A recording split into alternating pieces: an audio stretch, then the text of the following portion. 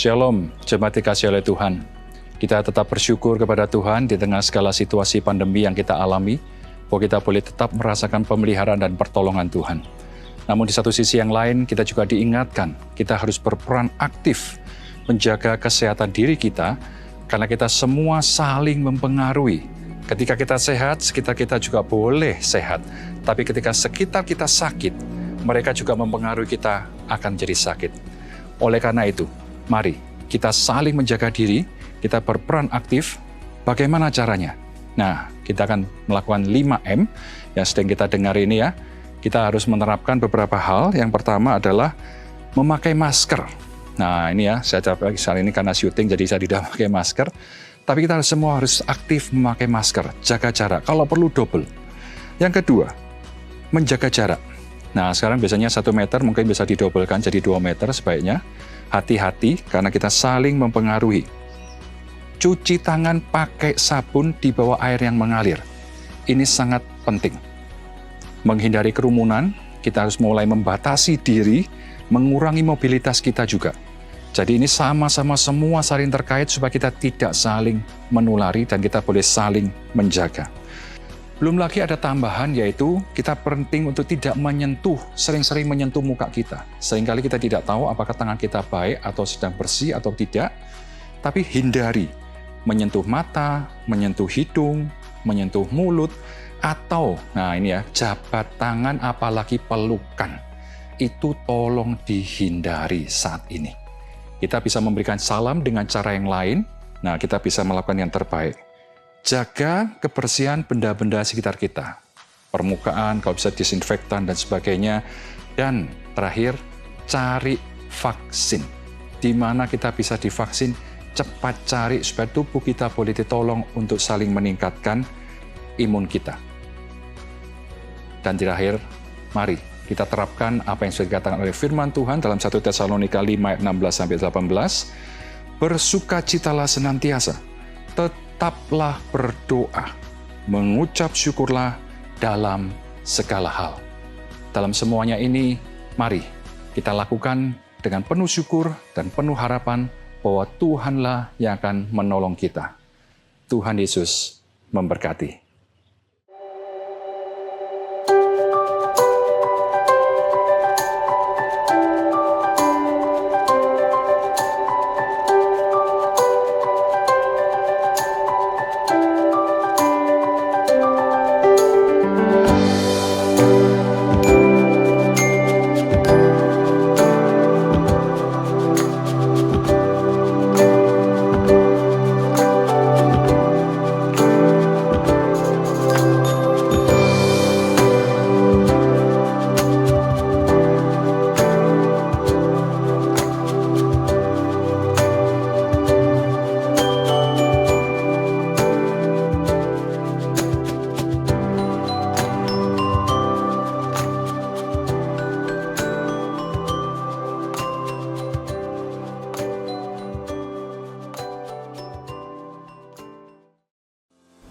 Halo Bapak Ibu, Saudara-saudari Jemaat GKT 3. Menyambut ulang tahun GKT 3 yang ke-79, gereja mengajak setiap kita untuk dapat ikut berpartisipasi dalam berbagai kegiatan seru dan menarik yang sudah dipersiapkan bagi kita semua. Yang pertama, bagi para orang tua, mari ajak anak-anak Anda untuk mengikuti lomba mewarna yang terbuka untuk anak di jenjang TK sampai dengan kelas 3 SD. Dan lomba menggambar yang dapat diikuti bagi anak kelas 4 SD sampai kelas 8 SMP. Untuk berpartisipasi dan mendapatkan media mewarna dan menggambar, para orang tua dapat menghubungi Kak Lili melalui nomor yang sudah disediakan di layar. Yang kedua, gereja menantang rekan-rekan muda untuk mengikuti video challenge yang bertemakan This is my church. Bagikan cerita seru, pengalaman berharga maupun hal-hal menarik lainnya selama bergereja di GKT 3 dalam bentuk video berdurasi maksimal 1 menit. Upload hasil karya pribadi atau kelompok ke Instagram dengan menyertakan hashtag GKT3 is my church. Paling lambat 24 Oktober 2021. Dapatkan informasi lebih detail dengan menghubungi Saudara Mimi atau Desi melalui nomor yang tertera di layar. Ibu-ibu juga dapat berpartisipasi dalam lomba merangkai bunga atau buah dengan tema HUT GKT3 ke-79. Sertakan dokumentasi singkat proses pembuatan dari awal sampai akhir dan kirimkan foto hasil karya melalui WhatsApp ke Ibu Laniwati. Paling lambat tanggal 17 Oktober 2021. Jika ada pertanyaan, para ibu dapat menghubungi Ibu Laniwati untuk mendapatkan informasi lebih lanjut. Dan tak ketinggalan, gereja mengajak jemaat untuk berpartisipasi dalam lomba foto bersama dengan keluarga. Dengan cara, ajak seluruh anggota keluarga Anda untuk berfoto bersama dengan menghadirkan unsur angka 79 sekreatif mungkin di dalam foto tersebut. Dan hasil foto dapat langsung dikirimkan ke WhatsApp nomor admin gereja yang tersedia di layar. Paling lambat 17 Oktober 2021. Mari ikut berpartisipasi dan memeriahkan lomba-lomba yang ada, karena ada beragam hadiah menarik bagi para peserta yang akan diumumkan saat ulang tahun gereja di akhir bulan. Akhir kata, selamat berkarya, Tuhan Yesus memberkati.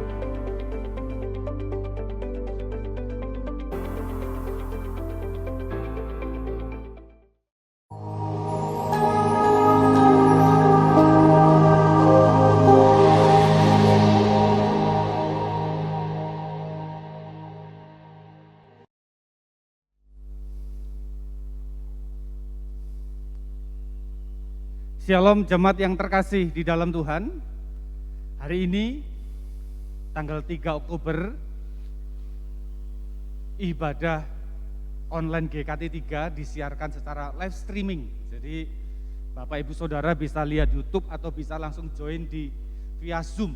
Jadi kita bisa melihat saudara-saudara kita yang hari ini bergabung di dalam ibadah GKT3 Malang. Saya harapkan kita sudah mempersiapkan, hari ini juga kita akan menerima sakramen perjamuan kudus. Bapak Ibu siapkan hosti cawan yang sudah diambil dari gereja supaya nanti kita sudah siap ketika kita mengikuti sakramen perjamuan kudus. Bapak Ibu yang terkasih di dalam Tuhan, di bulan Oktober ini gereja kita akan merayakan ulang tahun ke-79. Jadi kalau dirunut ke belakang, gereja kita secara resmi itu tahun 1942 didirikan begitu ya. Sebelumnya masih ada tapi fixnya sahnya itu tahun 1942. Bulan ini kita akan merayakan ulang tahun gereja kita, karena itu gereja akan mengadakan banyak lomba yang bisa diikuti. Jadi Bapak Ibu Saudara bisa memperhatikan lewat publikasi-publikasi nanti yang dilakukan oleh gereja. Untuk anak-anak akan ada lomba mewarna dan menggambar. Untuk kaum muda ada lomba untuk membuat video. Jadi silakan, remaja pemuda akan ada lomba video. Lalu untuk kaum ibu ada lomba merangkai bunga atau merangkai buah. Jadi silakan ya, boleh lihat di YouTube, boleh lihat di mana saja, nanti akan dinilai oleh panitia. Lalu untuk seluruh jemaat, mulai dari anak, remaja, pemuda atau satu keluarga begitu, ada lomba foto bersama keluarga dengan nuansa gereja kita yang berulang tahun ke-79. Silakan berdiskusi, silakan saling menyontek, silakan enggak apa-apa. Jadi yang terbaik silakan nanti Bapak Ibu bisa kirimkan lewat kontak person yang akan disiarkan, yang akan dipublikasikan melalui ibadah online atau lewat brosur-brosur yang ada. Bapak Ibu yang terkasih di dalam Tuhan, saya mengajak kita hari ini, saya tidak bisa melihat Zoom, jadi saya tahu Bapak Ibu sudah ada yang join dalam Zoom. Semuanya kita bersama-sama mempersiapkan hati kita akan beribadah kepada Tuhan. Saya mengajak kita semuanya bangkit berdiri, kita akan memulai ibadah kita mengambil saat teduh. Kita mempersiapkan hati dan pikiran kita kepada Tuhan.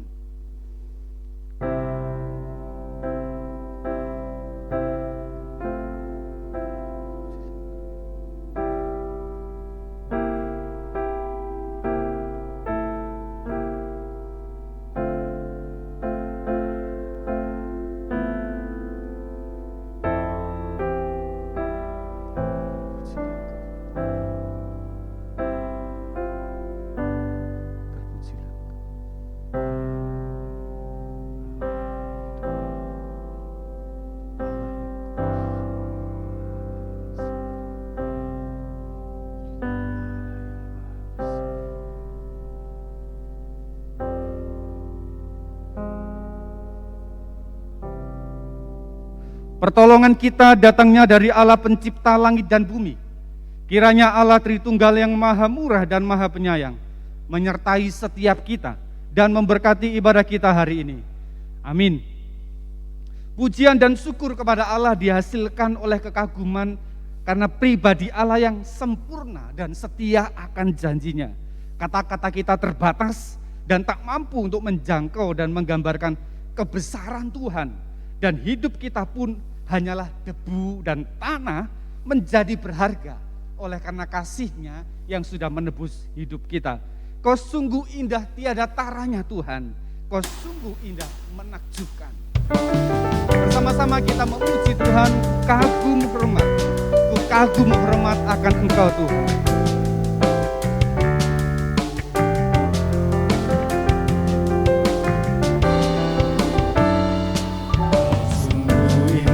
Tiada taranya, sungguh menakjubkan, Sungguh ajaib untuk dimengerti.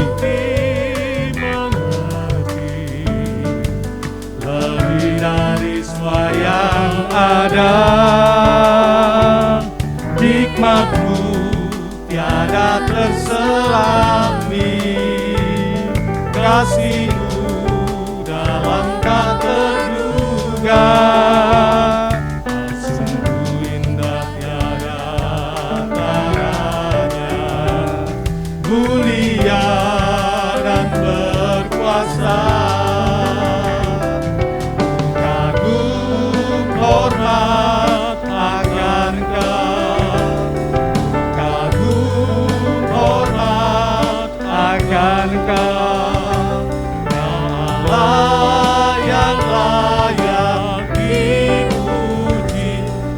Kagum akan Engkau. Kita puji Dia, kita kagumi Dia dengan memuji Dia. Ku kagum hormat akan Engkau Tuhan.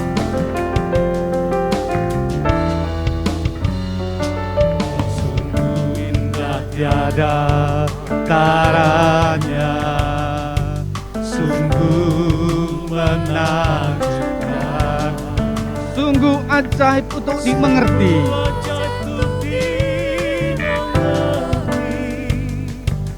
Lebih dari semua yang ada, hikmat-Mu tiada terselami, kasih-Mu dalam tak terduga. Sungguh indah tiada taranya, mulia dan berkuasa. Kagum hormat akan Engkau, kagum hormat akan Engkau. Allah yang layak dipuji, ku kagum hormat akan Engkau.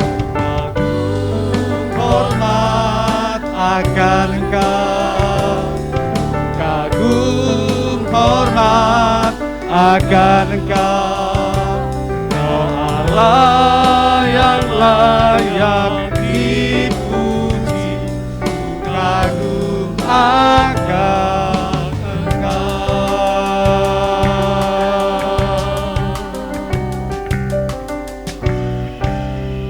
Bersyukurlah kepada Tuhan, sebab Ia baik, bahwasanya untuk selama-lamanya kasih setianya. Bersyukurlah kepada Allah segala Allah, bahwasanya untuk selama-lamanya kasih setianya. Bersyukurlah kepada Tuhan segala Tuhan, bahwasanya untuk selama-lamanya kasih setianya. Mazmur 136 ayat 1 sampai 3. Bapak Ibu dipersilakan duduk kembali. Sebagai milik Kristus dan Roh Kudus sudah tinggal di dalam diri kita, biarlah hidup kita senantiasa dipimpin oleh Roh Kudus, supaya senantiasa kita hidup di dalam kehendak Tuhan. Bahkan sekalipun kita jatuh di dalam dosa, senantiasa mintalah pertolongan Roh Kudus supaya hidup kita diberikan kemenangan. di dalam menghadapi dosa dan kesalahan kita, di dalam anugerah Tuhan. Peganglah tanganku ya Roh Kudus, peganglah tanganku ya Roh Kudus.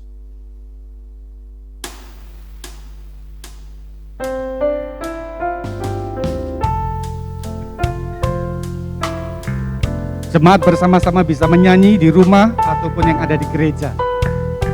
Jadikanlah itu doa. Peganglah tanganku ya Tuhan, peganglah tanganku ya Roh Kudus setiap hari.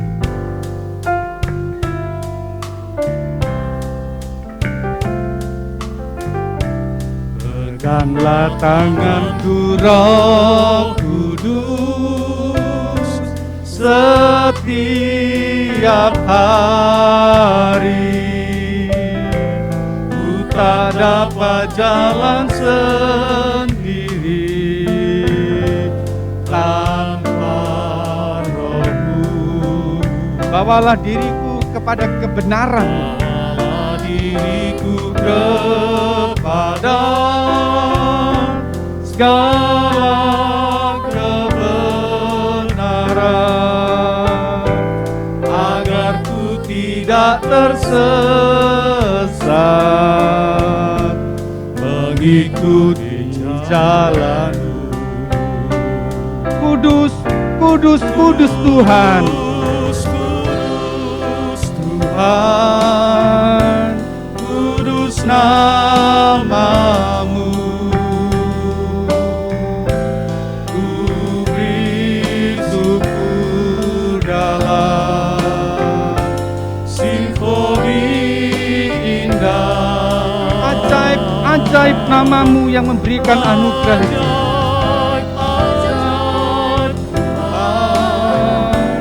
Ajaib nama-Mu, nama yang dimenang, Yesus nama. Kudus, kudus Tuhan, kuduslah nama-Mu. Kudus, kudus Tuhan, kudus nama-Mu.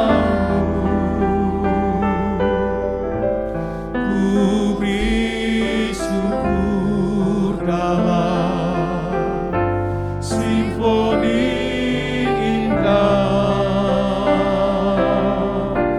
Ajaib, ajaib Tuhan, ajaib nama-Mu, nama yang dimenang, Yesus namanya. Mari kita berdoa kepada Tuhan. Akuilah dosa kita, kesalahan kita, ketidaktaatan kita. Karena namanya yang kudus itu ajaib, yang akan mengampuni segala dosa kita. Mari kita berdoa.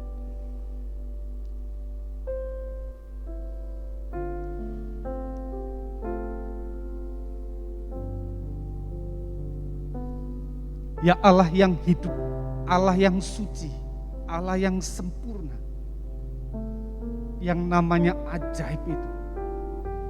Kami datang dengan segala kerendahan hati kami. Ampuni ketidaktaatan kami. Ampuni dosa kami. Ampuni pelanggaran kami. Ampuni kemunafikan hati dan hidup kami sebagai orang percaya.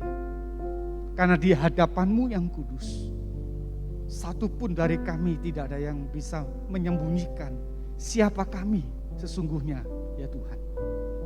Bersihkanlah hati kami, sucikanlah hati kami di dalam anugerah-Mu yang besar, di dalam anugerah-Mu yang agung itu. Dan di dalam nama Yesus kami memperoleh pengampunan. Terima kasih Tuhan, terima kasih. Kiranya Engkau menolong setiap kami yang sudah diampuni dosanya, yang sudah dicamah di dalam anugerah Tuhan. Senantiasa kami memegang tangan-Mu, memohon Roh Kudus-Mu menolong kami. Terima kasih Tuhan, di dalam nama-Mu kami sudah berdoa. Peganglah tanganku ya Roh Kudus setiap. Ku tak tidak dapat jalan sendiri tanpa Roh. Bersama-sama katakan, peganglah ya Roh Kudus.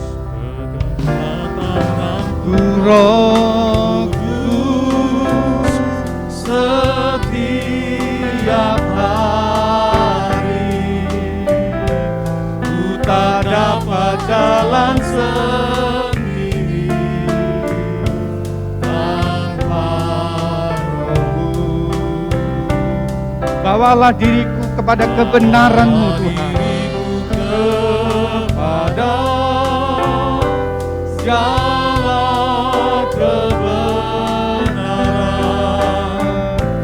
agar ku tidak tersesat mengikuti jalan-Mu. Dengarkanlah berita anugerah. Kisah Rasul pasal 3 ayat 19 berkata demikian. Karena itu sadarlah dan bertobatlah supaya dosamu dihapuskan. Di dalam nama Yesus dosa kita diampuni, dosa kita, hati kita disucikan, hidup kita disucikan.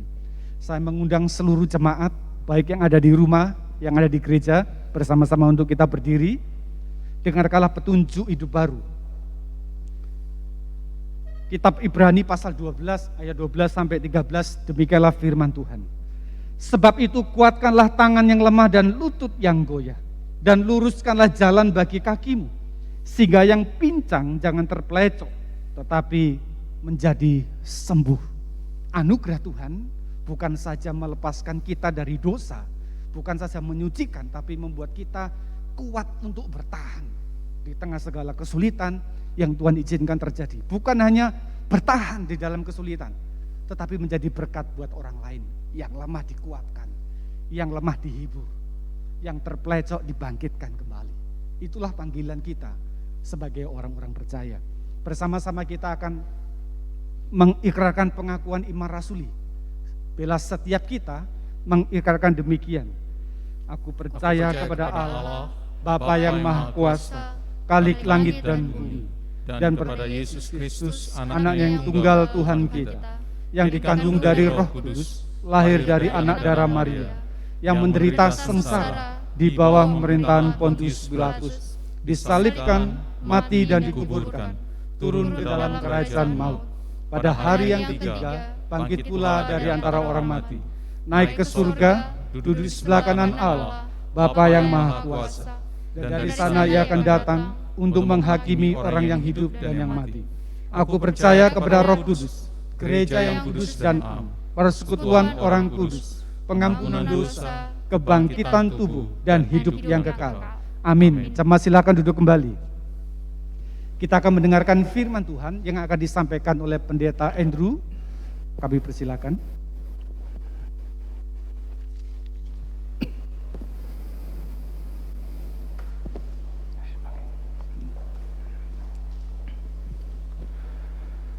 Shalom, jemaat dikasihi oleh Tuhan. Bagaimana kabarnya hari ini?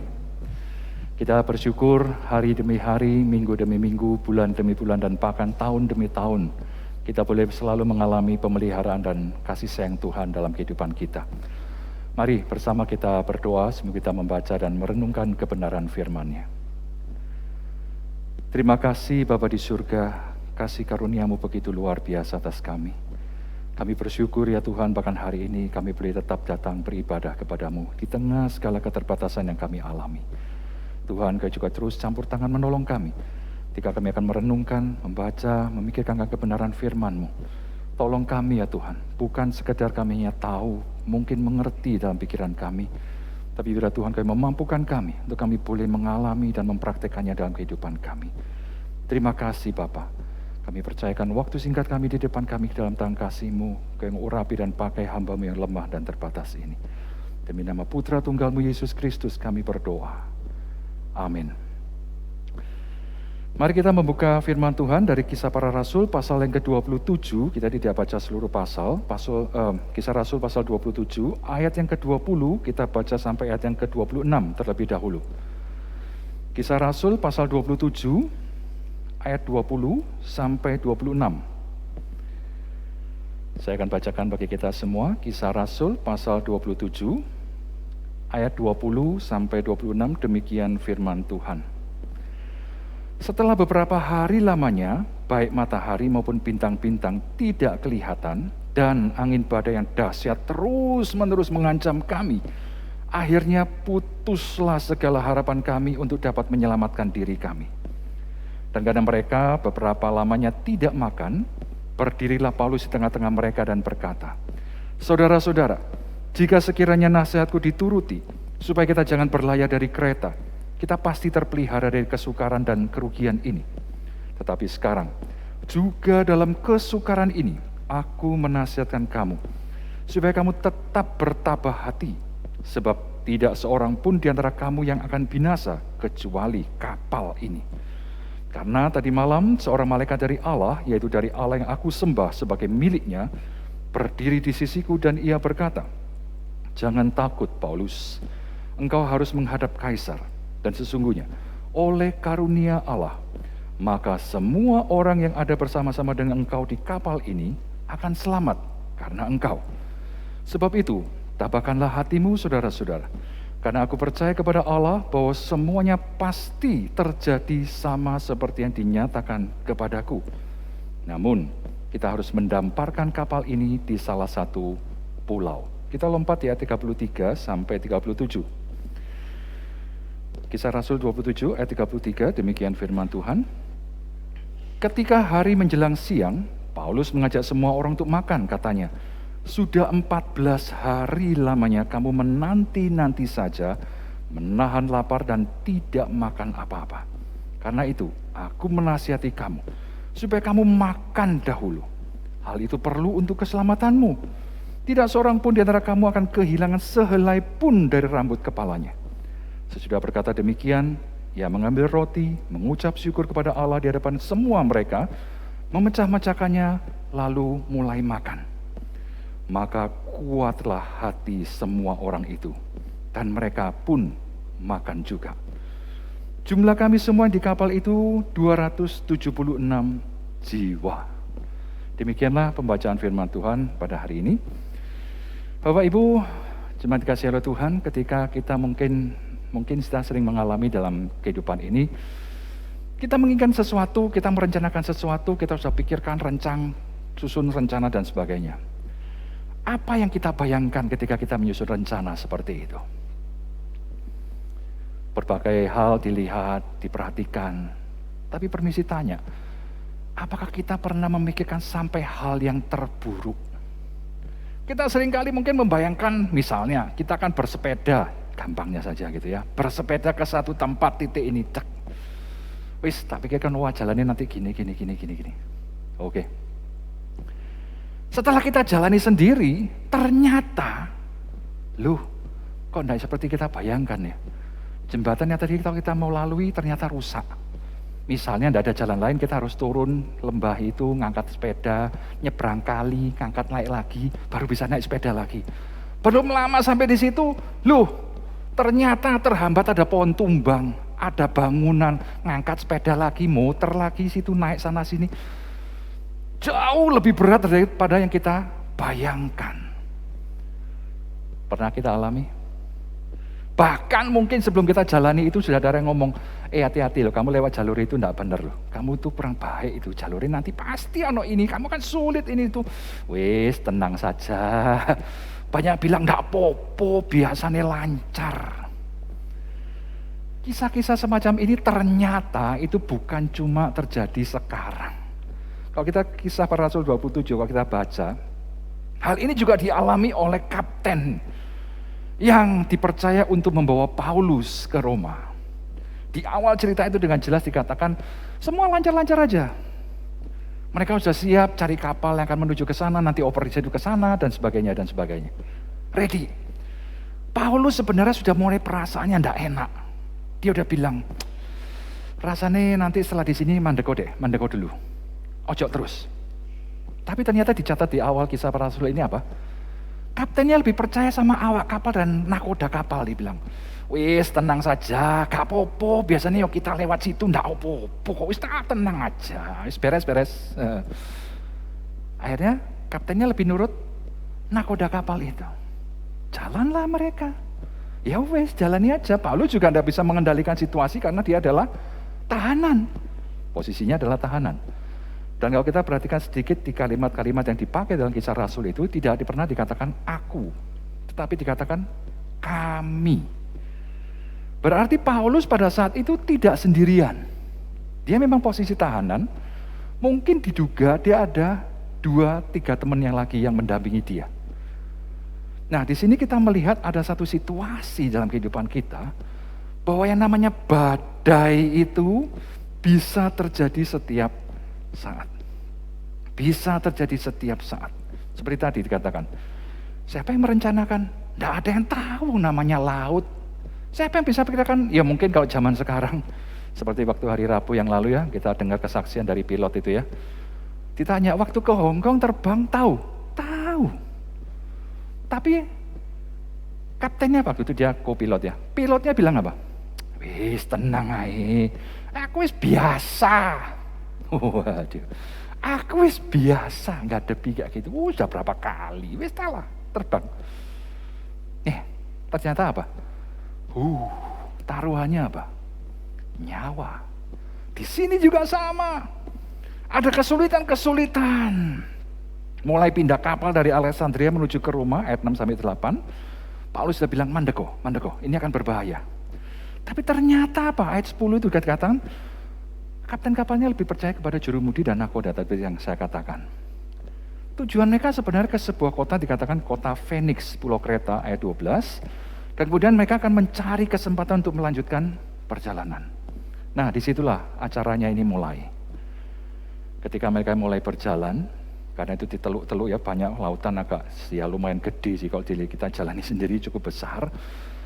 Dikatakan di situ angin badai mulai datang dari kereta dan menghadang. Jadi istilah dipakai itu kapalnya menghadap ke sini diterjang begini. Jadi kapal itu mau maju itu sulitnya luar biasa.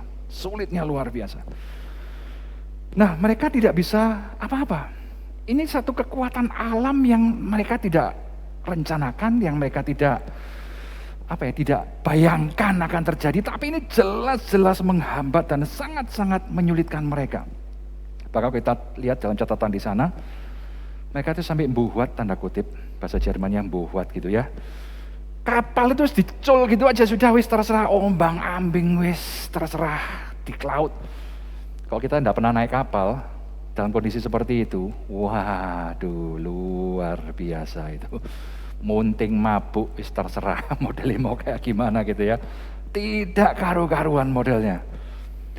Wow, bahkan tadi dikatakan kalau kita baca, begitu hebatnya 14 hari, bayangkan Bapak Ibu ya. 14 hari, ini bukan acara diet. Ini mereka menghadapi satu situasi di mana mereka sudah, tanda kutip saya tadi katakan bahasa Jerman yang buat itu, mereka tidak bisa apa-apa. Dan mereka hanya bisa tegang, sepaneng banget itu ya.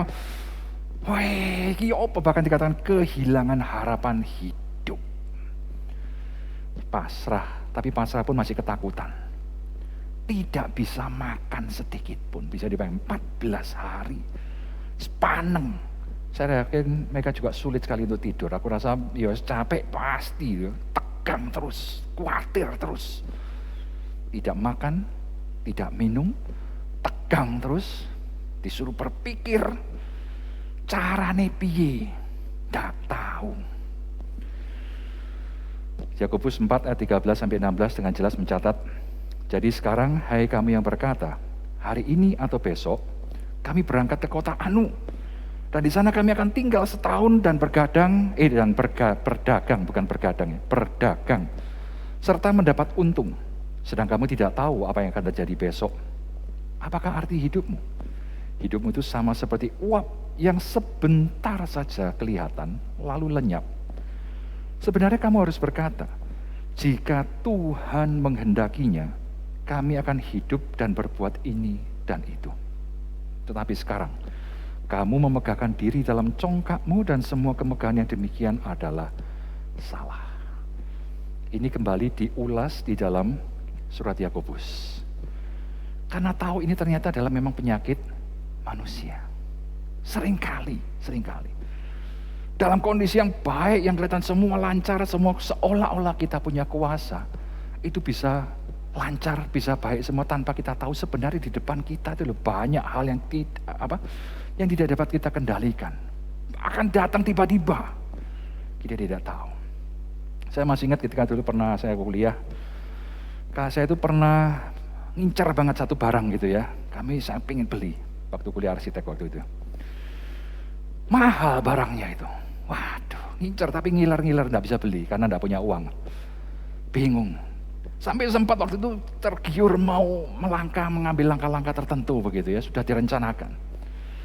Teman saya udah bilang, teman baik saya, orang Jerman juga, dia bilang, jangan beli. Itu barang leasing itu kurang bagus, coba beli. Tapi saya udah tergiur sekali mau beli barang itu. Sampai akhirnya untung nggak jadi, karena ternyata barang itu sudah dibeli orang atau sudah habis atau gimana gitu ya. Ya wis, di luar kendali saya. Setelah beberapa lama kemudian saya baru dengar bahwa barang itu ternyata memang kurang bagus. Dari review, dari hasil orang memakai produk ini ternyata tidak bagus. Wah, lego, tanda kutip. Wah, untung ya Tuhan izinkan saya tidak sampai beli barang itu, kalau tidak gitu kan nyesel, udah habis uang banyak, ternyata barangnya kurang bagus. Dan itu saya diingatkan seperti Amsal 3 ayat 5-6 yang mencatat demikian. Percayalah kepada Tuhan dengan segenap hatimu, dan janganlah bersandar kepada pengertianmu sendiri. Akuilah Dia dalam segala lakumu, maka Ia akan meluruskan jalanmu. Kisah yang dialami oleh Paulus, kisah mungkin tadi yang saya ceritakan, mungkin sedang kita alami saat ini. Mungkin. Dalam kondisi kita sekarang ini baik-baik saja mungkin, ya puji syukur ya. Dalam kondisi pandemi terbatas, kita masih baik-baik saja. It's okay, puji Tuhan. Tapi mungkin kita sedang merencanakan memikirkan sesuatu. Wah, harus ini, harus itu. Tidak bisa dibiarkan begini terus, macam-macam. Oke, kita harus berpikir, kita harus merencanakan, kita harus mulai melihat ke depan. Tapi mungkin juga ada peringatan-peringatan dari beberapa teman, rekan, saudara. Hati-hati loh. Kamu pikirkan baik-baik. Kita pikir-pikir. Aku dapat dukungan kok, aku punya ini. Ada teman yang bisa, ada ini yang bisa diandalkan. Situasi rasanya menguntungkan, pasar rasanya oke. Coba sih, enaknya mana ya? Mau turuti peringatan atau mengambil langkah yang kita pikirkan? Dan ternyata tidak seperti yang kita bayangkan. Ternyata yang memperingatkan yang betul. Kira-kira mungkin kita saat ini sedang mengalami perasaan apa? Sudah diberitahu, tetap ngotot, dan akhirnya berantakan. Piye ini? Kecewa? Marah? Tidak berdaya? Semua campur aduk jadi satu. Geruh katanya setengah mati. Kepikiran terus. Lalu bagaimana selanjutnya? Dalam situasi seperti ini sudah kadang terjebak. Selama ini yang kita sudah andalkan ternyata tidak berfungsi seperti yang kita bayangkan. Yang tadi teman bilang oke, enggak apa-apa dan sebagainya. Mungkin sumber daya, kemampuan diri kita tidak bisa menjawab situasi ini. Seseorang pernah mengatakan, ada pepatah, kekecewaan merupakan cara Tuhan mengatakan, aku mempunyai sesuatu yang lebih baik. Jadi bersabarlah, yakinlah, dan jalanilah hidupmu. Badai yang kita alami dalam situasi kehidupan sehari-hari itu bisa menjadi badai rohani dalam kehidupan kita. Apa yang terjadi di luar itu banyak sekali juga mempengaruhi apa yang ada dalam diri kita. Ini terkait dan kita tidak bisa tolak. Dan dalam situasi seperti ini, seperti Paulus tadi. Kita bisa bayangkan 14 hari tidak makan, tidak minum, kondisinya kayak gimana.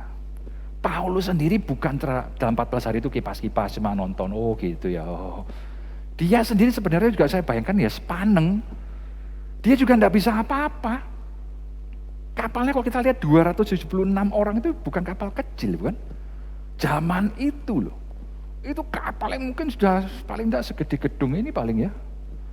276 orang. Ini aja kalau kita isi penuh aja 200 lebih, udah rasanya bek gitu ya. Itu sak kapal, belum barang ya. Gede kapalnya berarti. Dan itu terus diombang-ambingkan, bayangkan segede itu aja terombang-ambing kayak begitu. Nah, keter gimana? Gentar pasti. Tapi Paulus bisa merasakan ada satu ketenangan, ada satu kekuatan. Yaitu apa? Dia bisa melihat rencana Tuhan. Memang pada waktu itu dikatakan tadi, ada malaikat Tuhan datang di sebelah dia. Memberitahu kepada dia. Jangan takut Paulus, berarti dia takut. Dia sedang khawatir, iya. Seorang rasul besar, yang punya rencana, maksudnya dia sudah memang dapat mandat dari Tuhan untuk menghadap kaisar, diteguhkan oleh Tuhan, kamu tidak akan mati. Dan kalian semua akan selamat karena kamu. Jadi dikatakan tadi, oleh kasih karunia Allah. Kondisi membuat kita seperti seorang terjebak, tidak tahu apa-apa, tidak berdaya apa-apa. Tapi lihatlah, rencana Tuhan dan bahkan Tuhan sendiri yang turun tangan. Dia sendiri yang menyediakan yang terbaik bagi kita. Kadang memang kita harus menghadapi atau melewati situasi seperti ini. Supaya apa? Kita belajar seperti Amsal tadi katakan, kita tidak bergantung kepada kekuatan kita sendiri, pemikiran kita sendiri. Tapi kita bergantung kepada Tuhan. Mari pada saat seperti ini jangan kita terus tenggelam, kita terus seperti diseret-seret oleh perasaan jengkel kita, penyesalan kita. Tidak akan membawa apa-apa itu. Tapi mari kita bangkit dan kita mau serahkan semua kepada Tuhan. Dan mari move on, maju. Menjalani hidup dalam kasih karunia Tuhan. Kita belajar dari kesalahan kita. Kita bukan orang sempurna. Bisa terjadi, bisa. Dan dalam kasus ini sebenarnya bukan kesalahan Paulus loh ini kalau kita lihat ya. Dia ngalami hal semacam ini. Karena memang terjadi memang di luar kendalinya. Siapa tiba-tiba datangkan badai? Ya tidak ada yang tahu. Memang itu kekuatan alam yang bisa terjadi. Kita tidak tahu. Tapi Paulus bisa melihat akhirnya. Yaitu pasti akan datang saatnya. Seperti yang kita perlukan. Tuhan sudah janjikan itu. Di tengah segala situasi yang sulit ini Paulus bisa berdiri teguh dan dia yakin sekali akan pertolongan Tuhan karena Tuhan sendiri menyatakannya kepada dia dan dia percaya. Relasi dengan Tuhan inilah yang sebenarnya menentukan bagaimana Paulus bisa teguh. Di sini penting untuk kita pegang. Bahkan ketika dia mendapatkan kunjungan malaikat tadi, dia bisa benar-benar dikuatkan dan dia bisa bertindak. Bayangkan tadi, makanya saya baca ayat 33 tadi. Ketika dia dikunjungi oleh malaikat itu, di sini keteguhan hati dalam sebuah relasi itu bisa menjadi berkat bagi mereka yang sedang bimbang tadi. Paulus setelah melihat situasi seperti itu dan dia ikut mengalami situasi seperti itu, 14 hari diombang-ambing, tidak bisa lihat matahari dan bintang. Berarti pada waktu itu, teknik pada waktu itu kan mereka sangat mengandalkan bintang-bintang gitu ya. Petunjuk-petunjuk di langit. Karena mereka tidak punya alat-alat canggih seperti sekarang, sonar atau apa radar. Mereka kan tidak punya waktu itu. Radar mereka ya pakai itu. Sistemnya pakai gitu ya. Jadi mereka tahu kemana dan bagaimana. Itu semua kalau ditutup, ya sudah, bablas yang ini istilahnya ya. Mau pegangan pakai apa? Petunjuknya tidak ada sekarang. Mau berlayar kemana kamu? Bingung. Sudah ditutup, goncang semua di bawah. Rasanya kita tuh tidak bisa dijejek kayak gini sekarang enak ya. Goyang terus. Dan yang pasti adalah mereka bilang tadi, tidak tahu apakah hidup atau mati sebentar lagi. Rasanya condongnya bakal mati. Itu mereka harus sudah merasakan sekali. Dalam kondisi seperti inilah, Paulus mendapatkan keteguhan. Tuhan tahu bahwa mereka harus dikuatkan. Diutuslah malaikat itu dan bicara, kamu pasti tidak mati. Pasti. Kamu akan menghadap kaisar, seperti yang Tuhan sudah rencanakan. Kamu pasti akan menghadap kaisar. Cuma sekarang, dari apa yang disampaikan oleh Tuhan melalui malaikatnya ini. Paulus mendapatkan keteguhan dan bahkan dia sekarang berani berdiri di depan sekian banyak orang itu. Dan dia bilang apa? Jangan takut. Kemudian dia mempraktekkan jangan takutnya itu bukan cuma ngomong toh, tapi dia sebenarnya juga begini, dia getar. Enggak. Tapi dia bisa tenang. Dan dia bisa mempraktekkan, dia mengambil makanan, memecahkannya. Nanti kita akan melakukan perjamuan kudus. Dia pecahkan itu dan dia makan di depan mereka. Orang-orang itu melihat melotot. Wih, dia ada orang ini ya. Kok bisa ya? Dia bisa punya satu keyakinan yang begitu pasti. Nggak mati. Situasi ini nggak berubah loh ini. Kapal masih goncang seperti ini, laut belum tenang seperti dia bilang nggak mati. Tapi kok dia yakin banget dia berani makan loh. Ternyata itu menggerakkan mereka. Iya yo, ayo kita perlu ini. Dia bilang apa? Makano, ini demi keselamatanmu. Makano. Mereka akhirnya dikuatkan dan mereka mulai makan. Kalau kita tidak mengalami sendiri situasi seperti itu, kita mungkin sulit sekali membayangkan. Kita duduk tenang di rumah, di gereja, situasi cuaca cerah, angin sepoi-sepoi, enak ya? Enak. Kalau mungkin mau nyoba situasi kayak begitu, enggak usah sampai ke laut lah ya. Kalau mungkin ada wahana, apa itu namanya angin topan ya, yang putar-putar naik turun itu ya, coba itu ya. Nah, dalam situasi seperti itu, saudara dikasih soal matematika, kerjakan. Muntah saudara ya di situ. Bingung mau muter, mau konsentrasi, wis munyeng diutak-alik ini suruh mikir. Waduh. Luar biasa itu. Situasinya kurang lebih parah, dan itu kalau cuma itu kan paling berapa detik atau menit selesai. Ini sudah 14 hari. Dan pengharapan hidup hilang. Situasi yang sungguh tidak mudah, tapi Paulus di tengah situasi yang sama dia bisa menerima kekuatan dari Tuhan dan dia bisa menguatkan orang lain. Saya ingat sebuah kisah, sebuah adegan dalam sebuah film ketika ada satu, ini cerita waktu Perang Dunia Kedua ya. Di Jerman waktu itu lagi perang, sekutu sudah mulai merangsek masuk ke Jerman. Ada satu tim dari tentara Amerika yang diutus, saya tidak tahu sebutannya, cuma kira-kira 12 orang gitu ya, satu apa itu, kesatuan itu. Masuk bersama kaptennya untuk jemput satu orang karena dia dipanggil pulang. Jadi Departemen Pertahanan Amerika manggil anak ini pulang. Satu tim ini jemput dia untuk dibawa pulang. Sudah dikasih tahu anak ini carian kira-kira di daerah ini. Waduh, mereka lihat celoko. Itu daerah agak pedalaman, maksudnya agak dalam di Jerman, dan itu yang biasanya terjadi pertempuran sengit di situ. Kekuatan Jerman banyak di situ. Waduh, ya wis, perintah jalan. Dalam semuanya itu mereka mencoba untuk masuk. Mereka bayangkan tanda kutip nanti ketemu area ya wis langsung dibawa keluar gitu ya, pikirnya begitu. Singkat kata akhirnya ketemu. Tapi dalam ketika ketemu kondisinya sudah sangat berbeda. Yang satu dari kira-kira 12 orang itu paling hidup tinggal 6 orang atau 4 orang. Sedikit. Yang kedua, ketika mereka bertemu dengan tim yang masih tersisa di situ, mereka baru dapat kabar mereka akan segera diserang.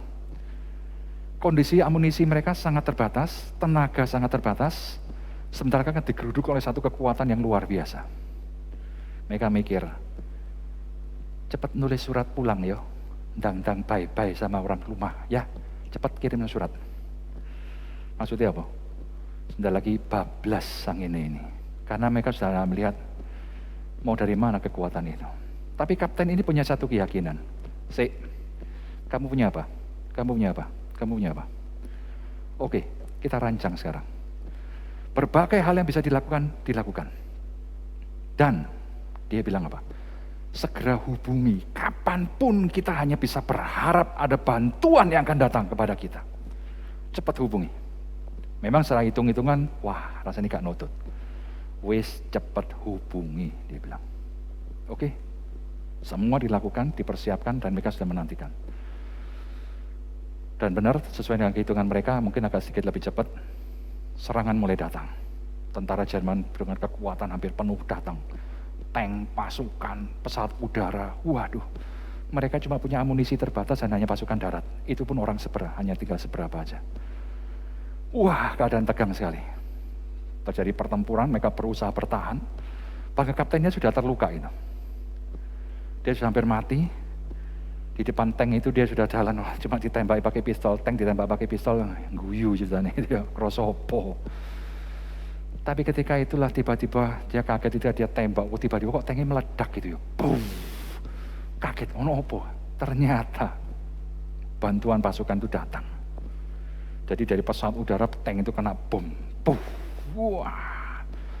Langsung situasinya berubah. Yang tadi tanpa harapan sebentar lagi akan bablas angin ini. Tiba-tiba berubah. Kapten itu akhirnya memang meninggal dunia. Tapi dia masih bisa melihat penggenapan bantuan itu datang. Dan mereka akhirnya bisa selamat. Kisah seperti ini mungkin kalau kita bayang-bayangkan dalam kehidupan kita.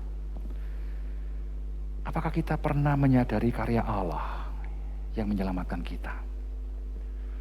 Situasi yang tidak bisa kita kendalikan, kita sudah buat, kita melakukan satu ini ditolak, dihancurkan, pokoknya kita kecewa. Kerjaan yang tadi andalkan, ternyata sekarang mengalami begitu banyak kesulitan dan mungkin akan tutup atau bangkrut. Entah di PHK atau usaha kita sendiri tutup. Ada anggota keluarga kita yang mungkin sakit, sedang kita perlu uang. Dari mana semua ini? Kecewaan, kesulitan demi kesulitan terjadi, merentet, rasanya geletak semua di depan kita. Membuat kita pesimis. Tapi ingatkah kita bahwa Tuhan sebenarnya sudah menjawab badai yang jauh lebih besar daripada permasalahan-permasalahan. Permasalahan semua itu sebenarnya adalah akibat dari akarnya yang sesungguhnya. Yaitu apa? Dosa. Itu lebih mengerikan sebenarnya ketika itu terjadi dalam kehidupan kita. Jangankan kita punya harapan, tidak punya sama sekali. Betul-betul kita itu sudah dipegang sama dia, itu benar-benar sudah seret, sudah benar-benar dicap miliknya, dan kita benar-benar tidak bisa melepaskan diri. Dan itulah yang Tuhan sebenarnya jawab ketika dia datang ke dalam dunia ini. Dalam misi itulah Paulus, makanya dia bisa menyadari bahwa Tuhan sudah menjawab apa yang paling besar, yang paling mengerikan dalam hidupnya, yaitu dosa. Makanya Paulus ketika menghadapi situasi yang sangat kacau seperti itu, dia bisa tetap teguh berdiri. Tuhan yang sudah menyelamatkan aku dari bahaya yang paling besar itu, sekarang sedang mengutus aku untuk melakukan satu misi untuk berjumpa Kaisar. Situasi tidak membaik. Badai masih begitu besar. Kacau balau masih ada di mana-mana. Tapi dia punya satu keyakinan, kalau Tuhan sudah bilang, selamat, pasti selamat. Kasih karunia Tuhan diberikan kepada kita, supaya kita boleh sungguh-sungguh percaya kepada Dia. Keyakinan seperti ini bukan cuma disimpan oleh Paulus sendiri. Dia mengungkapkan kepada seluruh penumpang kapal yang notabene buahnya yang belum percaya. Tidak tahu Tuhan yang mana, pokoknya nyebutnya masing-masing Tuhan-Tuhan dewi-dewi gitu ya. Tapi ketika dia bersaksi, Tuhan yang aku sembah mengatakan pasti selamat.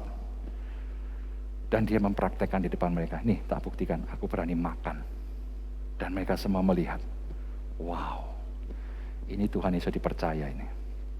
Meskipun mereka belum melihat, tapi kalau kita lihat cerita selanjutnya, belum selesai kisah ini, mereka ini melihat jawaban Tuhan. Kapalnya memang kandas, tapi mereka semua akhirnya selamat. Tidak jauh dari itu. Dan kita bersyukur bahwa kita sendiri boleh diselamatkan oleh Tuhan karena kasih karunia-Nya. Martin Luther King Jr. pernah mengatakan, kita harus menerima kekecewaan yang terbatas, tapi jangan pernah kehilangan pengharapan yang tidak terbatas. Saya ulangi ya. Kita harus menerima kekecewaan yang terbatas, tapi jangan pernah kehilangan pengharapan yang tidak terbatas. Tuhan kadang izinkan banyak peristiwa mengecewakan kita, menyulitkan kita, memberatkan kita. Kita mungkin saat ini sedang menjerit, menangis, bahkan banyak pertanyaan-pertanyaan muncul. Katanya Tuhan itu baik, lah kok kayak gini? Katanya aku percaya semua kan baik, lah kok nyatanya begini? Mana Tuhan?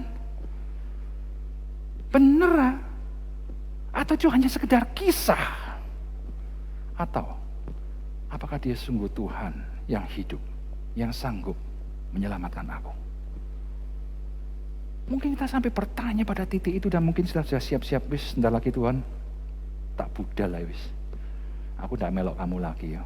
Ini cuma teori tok ya wis kamsia. Apakah kita berpikir sampai sejauh itu? Saya mengajak kita kembali memikirkan, melihat bahwa Tuhan sebenarnya sangat-sangat peduli kepada kita. Kita hari ini memperingati perjamuan kudus, melakukan perjamuan kudus. Karena apa? Kita sedang mengingat kembali karya Allah yang terbesar bagi kita. Bahwa dia mati bagi kita. Sekali lagi saya katakan, dia sudah menjawab dan melenangkan badai terbesar dalam kehidupan kita. Sehingga kita bisa bersyukur kepada dia. Kita diingatkan. Dia sudah mengorbankan nyawanya supaya kita hidup. Dia adalah sumber hidup itu.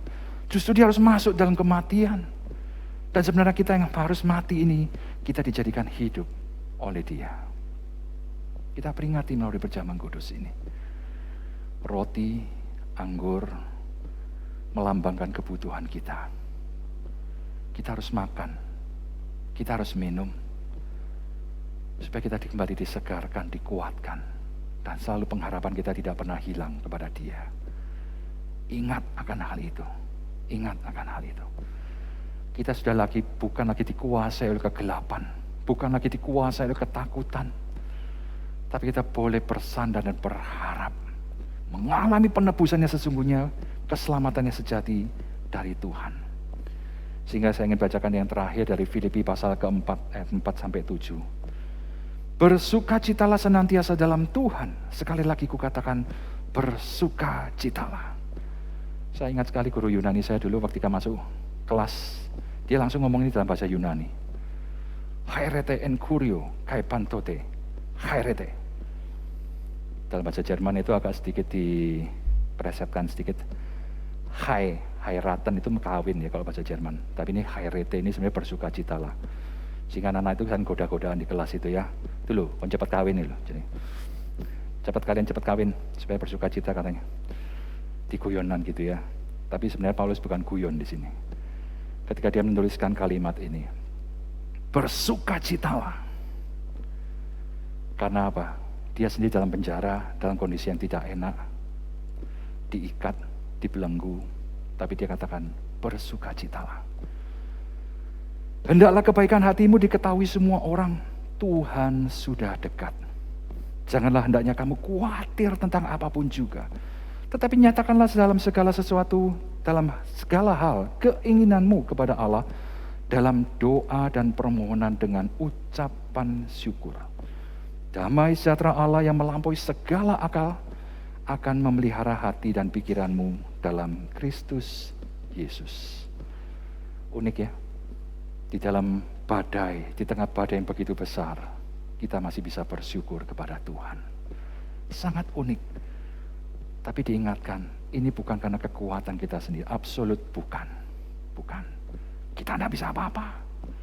Tapi Tuhan yang sudah menolong kita, menyelamatkan kita, dan dia juga berkuasa menjaga, memeliharakan kita sampai kepada akhirnya. Oleh karena itu, serahkan seluruh hidupmu kepadanya. Jangan khawatir, jangan bimbang. Tapi mari kita bersama-sama, kita selalu berada bersama dengan dia.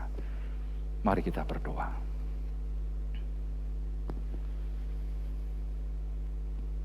Terima kasih ya Tuhan, karena bukan karena kami, tapi karena Engkau. Karena Engkau yang sudah memilih kami dalam kasih karunia-Mu, anugerah-Mu yang sungguh tak terbatas itu. Tuhan, Kau akan memilih kami dari sebelum dunia dijadikan, sebelum kami ada. Karena kasih-Mu yang kekal, Engkau telah memilih kami. Kami bersyukur ya Tuhan, kebenaran-Mu sudah dinyatakan. Engkau akan membawa kami sampai pada tujuan rencana-Mu bersama dengan Engkau di surga. Berbagai kesulitan yang kami hadapi di dunia hanyalah sementara ya Tuhan. Dan kami bersyukur meskipun kami mengalami kesulitan, penderitaan, kekhawatiran, bahkan ketakutan, Engkau bersama dengan kami. Tolong kami ya Tuhan, untuk kami sungguh-sungguh selalu bersama dengan Engkau, dekat dengan Engkau, karena Engkau ada di dalam diri kami. Tuhan, untuk kami sungguh boleh mengandalkan hanya Engkau dalam kehidupan kami, sehingga kami boleh selalu bersyukur kepada-Mu ya Tuhan, karena bukan karena kehebatan kami, tapi karena kuasa kedaulatan-Mu dan kebesaran-Mu yang Kau nyatakan. Terima kasih ya Tuhan, terima kasih. Tuhan kan terus berkarya dalam segala pergumulan kami. Engkau tahu jemaat-Mu Tuhan, jeritan hati mereka saat ini mungkin sudah angkat tangan dan benar-benar tidak tahu harus bagaimana. Engkau ada di sana, Engkau tidak membiarkan mereka. Dan Engkau juga punya kuasa dan kedaulatan mutlak untuk membukakan jalan bagaimana mereka boleh diselamatkan dari semua situasi itu. Terima kasih ya Tuhan. Kami serahkan untuk seluruh jemaat-Mu dalam tangan kasih-Mu. Tuhan akan terus berkarya dan menyertai kami semuanya. Demi nama Putra Tunggal-Mu Yesus Kristus kami berdoa. Amin.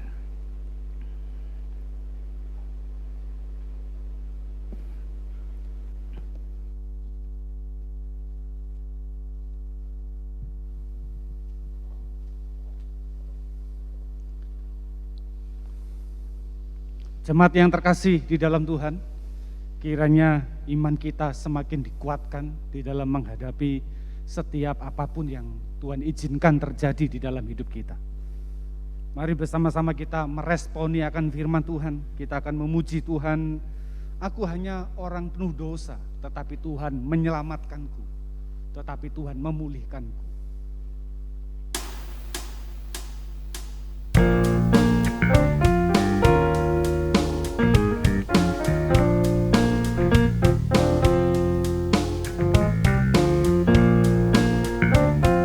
Semua milikku, pemberian Tuhan.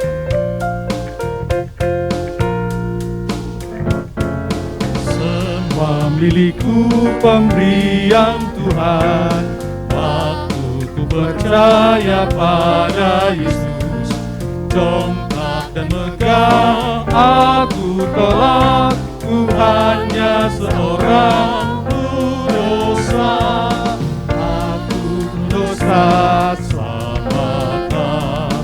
Anugerah Tuhan selamatkan, pujilah Yesus, muliakan Bapa, ini ku telah selamatlah. Semua pemberiannya, anugerahnya yang besar menyelamatkan hidup kita. Tangis laguna jasa tak ada, kehidupanku tunggu binasa. Aku berada dalam dosa, ku hanya seorang pendosa. Aku dosa, selamatkan. Anugerah Tuhan selamatkan, pujilah Yesus, muliakan Bapa, ini ku telah Aku penuh dosa, selamatlah. Anugerah Tuhan selamatkan, pujilah Yesus, muliakan Bapa, ini ku telah selamatlah.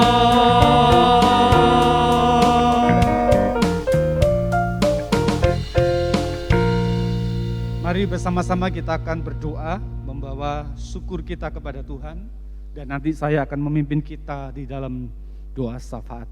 Mari kita berdoa. Tuhan, kami senantiasa bersyukur kalau sampai hari ini nyawa kami, hidup kami, iman kami masih ada di dalam pemeliharaan tangan Tuhan. Kami masih mempercayai Tuhan. Sekalipun kehidupan yang sulit Tuhan izinkan untuk kami lewati, senantiasa kami mengucap syukur. Senantiasa kami mengucap syukur. Tuhan memberkati para majelis kami. Tuhan memberkati mereka di dalam mengelola keuangan ini. Tuhan memberkati seluruh jemaat kami. Kiranya Tuhan juga memberkati segala usaha pekerjaan mereka. Terima kasih Tuhan, terima kasih. Kami saat ini berdoa untuk seluruh jemaat-Mu. Kami berdoa untuk seluruh apa yang menjadi perjuangan mereka di masa-masa ini. Dalam pekerjaan mereka, situasi ekonomi, dalam pendidikan anak, dalam hal-hal baru yang harus mereka kerjakan di masa-masa pandemi ini. Tuhan, kami berdoa, Engkau memberkati seluruh jemaat kami di dalam perjuangan, di dalam pergumulan hidup mereka, supaya mereka boleh mengalami kemenangan-kemenangan di dalam Tuhan. Kami saat ini juga berdoa ya Tuhan, supaya iman dan kerohanian mereka semakin hari semakin dekat kepada Tuhan. Mereka boleh senantiasa hidup di dalam kebenaran-Mu. Kami berdoa untuk jemaat-Mu yang mungkin dalam masa-masa ini sudah mulai mengalami kelelahan atau keletihan karena sulitnya hidup. Kiranya tangan kasih karunia-Mu ya Tuhan menopang dan menguatkan mereka. Kami saat ini juga berdoa untuk jemaat kami yang mungkin terbaring di rumah sakit. Kami berdoa Tuhan, kiranya Tuhan berikan mereka kekuatan dan penghiburan. Kami berdoa untuk keluarga yang mendampingi, yang membutuhkan energi dan pikiran yang cukup banyak. Tuhan memberikan mereka kekuatan senantiasa. Tuhan jamah jemaat-jemaat kami yang terbaring sakit di rumah sakit atau terbaring sakit yang ada di rumah. Kiranya di dalam nama Tuhan Yesus, Tuhan senantiasa menguatkan dan menopang. Bapa di dalam surga, kami saat ini juga berdoa untuk bangsa dan negara kami. Kami menyerahkan untuk target vaksin 70%. Tuhan menolong pemerintahan Presiden Jokowi sampai turun sampai ke bawah. Semua sungguh-sungguh mereka bekerja keras menyukseskan ini. Sehingga ekonomi juga kesehatan segala sesuatunya semakin hari semakin membaik dan boleh memulihkan kondisi bangsa dan negara kami. Kami berdoa untuk Presiden Jokowi, berikan kekuatan, berikan kesehatan, berikan keberanian dalam mengambil keputusan-keputusan terbaik untuk mensejahterakan rakyatnya. Terima kasih Tuhan, terima kasih. Kami menyerahkan juga untuk gereja-Mu di tempat ini. Engkau memberkati para hamba Tuhan, para majelis, seluruh pelayan-pelayan Tuhan, seluruh pengurus yang ada. Kiranya Tuhan yang senantiasa menuntun mereka untuk membawa gereja ini senantiasa di dalam kehendak-Mu. Terima kasih Tuhan Yesus, terima kasih. Di dalam nama Tuhan Yesus kami sudah berdoa. Amin. Mari kita akhiri pada kita, sebab segala sesuatu adalah dari Dia, oleh Dia, dan bagi Dia. Segala kemuliaan hanya bagi Dia selama-lamanya. Doksologi.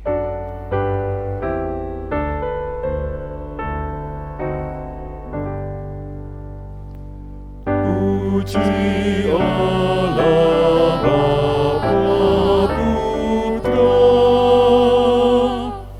puji Allah Roh Kudus, ketiganya yang besar. Pohon selamat sumber berkat.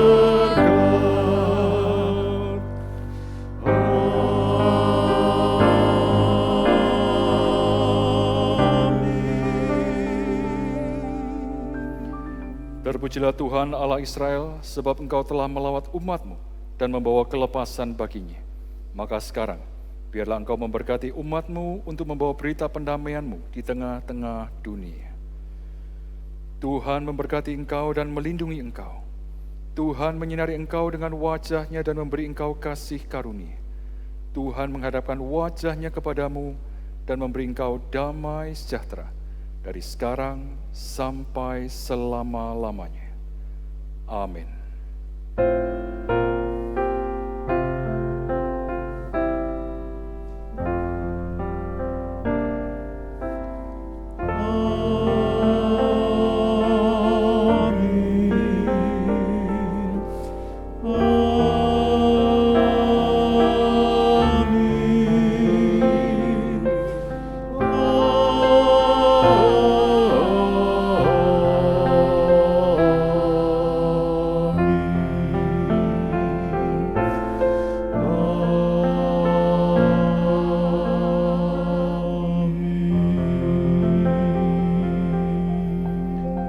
Satu ibadah selesai, Tuhan Yesus memberkati.